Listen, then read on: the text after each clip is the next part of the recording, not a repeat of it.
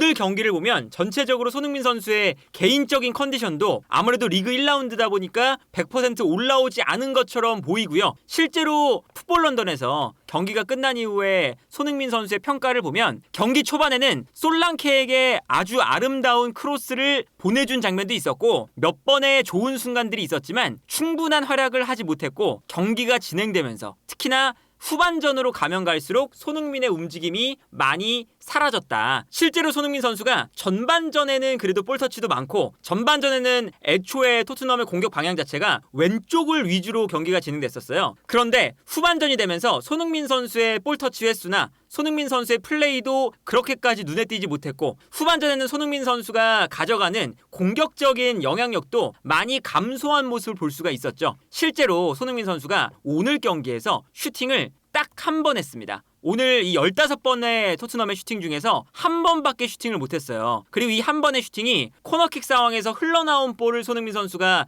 처리를 하는 이런 슈팅이었거든요. 그러니까 전체적으로 보면 손흥민 선수가 개인적인 폼도 오늘은 아쉬운 면이 있었지만 여기에 더해서 전술적인 면을 봤을 때 손흥민 선수가 가운데로 들어와서 슈팅하는 빈도보다는 너무 측면 지역으로 나와서 플레이하는 빈도가 많아진다는 것 자체가 손흥민 선수를 지금 골대와 약간 먼 거리에서 활용하고 있다는 게 아쉬운 점 중에 하나거든요. 그래서 실제로 손흥민 선수가 국내에 들어왔을 때 인터뷰에서 콘테 감독 시절에는 조금 더 박스 안쪽으로 그러니까 중앙 지역에 본인을 배치했기 때문에 가마차는 슈팅이 많이 나왔는데 포스테코글루 감독 체제에서는 그렇지 않기 때문에 가마차는 슈팅이 많이 나오지 않는 것 같다 라고 인터뷰도 직접 했었죠. 그런데 이 전술적으로 보면 포스테코글루 감독 체제에서 좌우 측면 공격수들이 공간을 넓게 쓰는데 시간을 많이 보낼 때가 많습니다. 특히나 이 측면에 있는 측면 공격수들이 측면을 넓게 쓰면서 수비를 끌어내는 데 집중을 해요. 오늘 경기도 보면 토트넘의 좌우 풀백 우도기와 포로가 가운데로 들어온 다음에 오히려 최전방에 있는 솔랑케 옆쪽으로 우도기와 포로가 올라갈 때가 많죠. 메디슨이나 사르가 오히려 약간 뒤에서 볼을 공급하고 우도기와 포로가 올라가거든요. 근데 이렇게 올라가는 이유가 상대 수비가 밀집했을 때 특히나 레스터시티처럼 토트넘을 상대로 밀집 수비를 펼치는 이런 팀을 상대로 했을 때는 측면 지역에서 손흥민 선수가 수비를 끌어내는 역할을 맡습니다. 그러면 그때 우도기가 올라가 있으니까 수비가 끌려 나왔을 때 우도기가 비어있는 공간으로 뛰어가고 이 공간으로 손흥민이 패스를 뿌려주면서 여기서 찬스를 만들게 되는 거죠. 그리고 우도기가 이 공간으로 뛰어들어가면 수비가 또 끌려 나오고 그러면 가운데 있는 솔랑케에게 좋은 공간이 나면서 컷백이 된다. 컷백을 위해서 수비를 한 명 한 명씩 끌고 나오는 이 과정을 전개할 때 손흥민을 가장 측면 지역에서 쓰게 되거든요. 이 장면을 보면 토트넘이 공격을 전개할 때 우도기가 가운데로 들어와 있습니다. 그리고 포로가 보이지 않지만 포로도 가운데로 들어와 있거든요. 그러다 보니까 상대의 수비가 중앙에 쏠려 있어요. 그 순간 토트넘이 측면 지역에 있는 손흥민에게 넓게 패스를 보내주고요. 손흥민은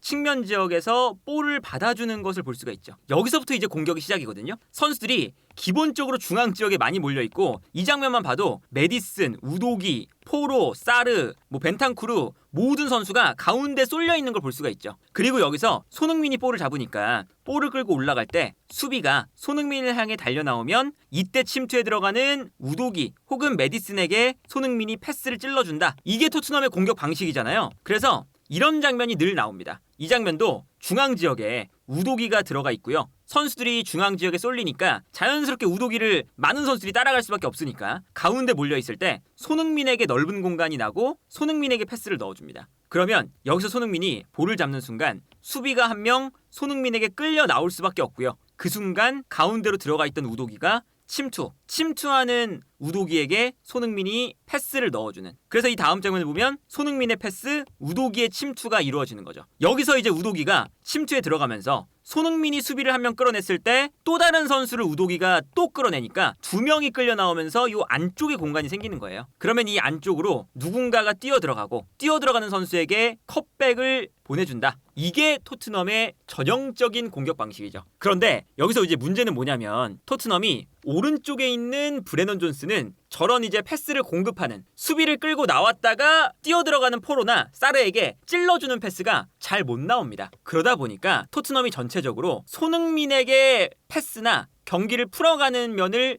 의존할 때가 많아요. 그래서 토트넘의 이번 경기 패스맵을 보면 손흥민 선수의 움직임이 확실하게 드러나는데 이게 이제 전반전의 패스맵이거든요. 전반전에 보면 확실히 손흥민 선수 쪽에서 이 왼쪽 공간 쪽에서 패스가 집중되어 있는 걸 볼 수가 있죠. 오른쪽에 있는 브레넌 존슨보다 왼쪽에 있는 손흥민 쪽에서 패스가 훨씬 더 많이 이루어지는 것을 확인할 수가 있고 손흥민의 터치도 확실히 측면 지역을 따라서 이동하는 걸 볼 수가 있어요. 여기서 볼을 받아서 수비를 끌어내면 침투하는 선수에게 패스를 뿌려준다. 이런 플레이를 계속 반복적으로 수행을 했다는 거죠. 그리고 어쨌든 이 손흥민의 영향력이 토트넘에서는 가장 위협적이다 보니까 이런 과정에서 득점이 하나 나옵니다. 중앙 지역에 선수들이 쏠려 있을 때 손흥민에게 넓은 공간이 나고요. 손흥민에게 메디슨이 패스를 넣어주죠. 그리고 이때는 우도기가 가운데로 들어가지 않고 메디슨이 가운데 있으니까 우도기가 손흥민의 뒷공간으로 뛰어요. 그래서 이 다음 장면을 보면 손흥민과 우도기 두 명의 선수가 상대 수비를 끌어내는 걸 볼 수가 있습니다. 그런데 이렇게 끌어냈을 때 가운데 메디슨에게 공간이 나는 거죠. 그래서 손흥민이 수비를 끌어냈다가 메디슨에게 다시금 패스를 넣어주고요. 여기서 메디슨이 하프 스페이스 지역에서 볼을 받은 다음에 여기서 좋은 크로스 득점이 나오는 걸 볼 수가 있습니다. 이런 장면을 보면 손흥민의 이런 플레이가 기본적으로 측면에서 위협적인 패스와 연계 플레이를 가져갈 수 있는 선수이기 때문에 토트넘의 공격 방향 자체가 왼쪽에 집중되어서 나타나는 측면이 있습니다. 그런데 이렇게 되면 아까도 말씀드렸지만 문제는 결국에 손흥민이 골대와는 먼 지역, 너무 측면 지역에서만 플레이하기 때문에 자연스럽게 득점할 수 있는 위치와는 점점 더 멀어진다는 거죠. 그래서 오늘 경기 손흥민의 XG값, 골 기대값을 보면 0.03이에요. 거의 득점 찬스가 오지 않았다는 거거든요. 그러니까 손흥민이 볼을 잡았을 때 그 위치에서 무언가 이제 득점을 할 수 있는, 직접적으로 관여를 할 수 있는 위치가 아니라 너무 측면 지역으로 빠져 있는 거. 그리고 이러한 역할을 포스테코글루 감독이 기본적으로는 좌우 측면 공격수들에게 부여할 때가 많다는 거. 이게 손흥민의 개인적인 컨디션도 그렇게 좋지 않았지만 반대로 말해서 손흥민이 너무 골대와 멀리 떨어져 있다는 것도 문제의 하나가 될 수가 있다. 그리고 애초에 토트넘이 이러한 형태로 이제 경기를 하기 때문에 빌드업을 할 때도 기본적으로 손흥민에게 넓은 공간을 만들어 주려고 해요. 이거는 그래도 토트넘에서 좋은 측면이라고 할 수가 있는데 후방에서 빌드업을 할 때는 상대 수비를 토트넘의 오른쪽에서 쏠리게끔 만들려고 합니다. 그래서 상대가 전방 압박을 해서 올 때 포로 쪽에서 볼을 가지고 있고요. 볼을 가지고 있다가 메디슨마저 이쪽으로 움직여요. 그러면서 볼을 오른쪽에서 가지고 있다가 왼쪽으로 넘어오는 패스를 많이 시도를 하죠. 지난 경기 전반전에 손흥민 선수가 레스터시티가 완전히 내려앉아 있으니까 손흥민 쪽에서만 패스가 이루어졌잖아요. 그런데 후반전에는 레스터시티가 전방 압박을 하니까 이 전방 압박을 풀어나오기 위해서 토트넘의 패스 방향이 완전히 바뀝니다. 후반전에는 오른쪽에서 볼을 많이 만졌거든요. 이거는 토트넘이 기본적으로 오른쪽에서 볼을 받은 다음에 왼쪽으로 넘어오게끔 만드는 이러한 형태를 추구를 한 거예요. 그래서 후반전에 손흥민 선수가 애초에 볼 터치도 달라지는 게 전반전에는 손흥민 선수가 측면 지역에서만 플레이를 했다면 후반전에는 그래도 볼을 터치할 때 조금 더 요 안쪽으로 들어가서 그러니까 페널티 박스에 약간 요 모서리 부분에서 플레이를 많이 했어요. 전반전과 비교하면 차이가 많이 나죠? 요 모서리 지역에 손흥민 선수가 거의 안 들어갔었는데 후반전에는 확실하게 이 모서리 지역에서 볼 터치가 이루어진 걸 볼 수가 있습니다. 아무래도 반대편에서 풀어나오면 그 반대편에 있는 선수가 약간 안쪽으로 들어와서 슈팅을 가져가는 거. 요거를 노리는 거거든요. 그래서 예를 들면 이제 이런 장면인 거죠. 오른쪽에서 토트넘이 공격을 하다가 오른쪽 라인에 이 장면만 봐도 뭐 그레이, 포로, 베리발, 베르너, 쿨루셉스키 이런 선수들이 다 이쪽에 몰려 있었어요. 몰려 있다가 수비가 쏠리는 순간 쿨루셉스키를 거쳐서 넓은 공간에 있는 손흥민에게 패스를 보내줍니다. 요 모서리 지역 살짝 안쪽으로 들어와 있죠. 아까 이제 측면 지역에서 패스를 뿌려주는 것과는 완전히 다른 위치인데 여기서 이제 슈팅을 가져가는 거거든요. 근데 여기서 이제 손흥민 선수가 오늘 경기 특히나 후반전에는 약간의 컨디션이 떨어져 있는 걸 볼 수가 있었어요. 그러다 보니까 볼 터치를 할 때 이 터치가 너무 길게 떨어지면서 수비수에게 볼을 빼앗기는 이런 장면이 나오는데 이제 왼쪽에서 풀어나가는 것은 좋으나 너무 손흥민이 왼쪽에서 풀어나가는 데에만 집중을 하니까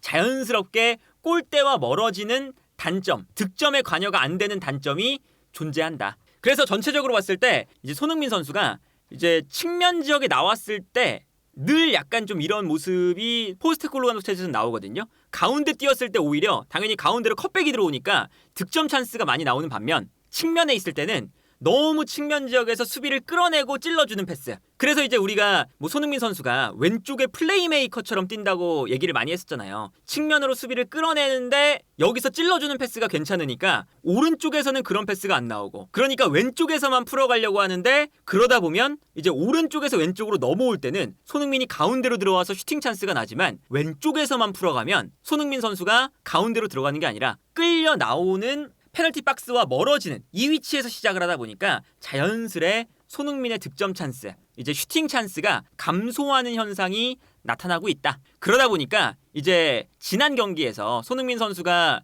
대체적으로 보면 전반전엔 좋았고 후반전은 안 좋았다. 그리고 이제 경기 전체적으로 보면 경기력이 좋지 않았다라는 평가를 받을 수밖에 없는 그런 상황이긴 했는데, 일단은 이런 전체적인 전술적인 측면이 어느 정도 작용을 하고 있고, 그러다 보니까 토트넘도 어느 정도의 변화를 이제는 포스테코글루 감독이 추구해 나가야 되지 않을까 하는 생각이 들어요. 왜 그러냐면 저 패턴이 늘상 똑같고 매번 이제 저렇게 손흥민 선수가 끌어내고 찔러주는 이 패스를 하다 보니까 점점 더 이런 플레이도 안 통하기 시작하는 시점이 오고 있거든요. 그래서 오늘 경기가 끝나고 포스테코글루 감독은 이제 뭐 전체적으로 봤을 때 작년에도 있었던 문제들이 이번 시즌도 좀 반복이 된다, 뭐 이런 이제 이야기를 하면서 골대 앞에서 우리가 득점 찬스를 많이 못 만든다, 결정을 못 짓는다, 이런 이야기를 했는데, 그것도 너무 이제 똑같은 패턴을 쓰기 때문에 상대 팀에게 공격 패턴을 읽히는 것도 있고, 팀 내에서 가장 이제 결정력이 좋은 손흥민을 너무 측면으로 빼니까, 그리고 이러한 패턴도 반대편에서 풀어낸 다음에 넘어오는, 약간 손흥민이 안쪽으로 들어와서 슈팅을 때릴 수 있는 위치에서 플레이하면 모르겠는데 아예 오른쪽에서는 공격이 안 되니까 왼쪽에서 측면 공격수가 계속 사이드라인만 밟고 있는 그런 플레이가 계속되니까 손흥민에게 득점 찬스가 만들어지지 않는, 그러니까 토트넘 입장에서도 손흥민이 결정을 지어주는 게 팀에서 가장 큰 부분을 차지하는데, 손흥민의 결정력을 제대로 활용하지 못한다는 게 일단은 뭐 팀적으로도 손해고 손흥민에게도 결정적인 찬스가 많이 찾아오지 않는 이런 문제가 1라운드부터 또다시 발생을 했다. 그래서 손흥민이 지난 경기에서 득점이 나오지 않았다는 것에는 뭐 손흥민의 개인적인 폼 그리고 전술적인 부분도 동시에 존재하지 않나 싶네요.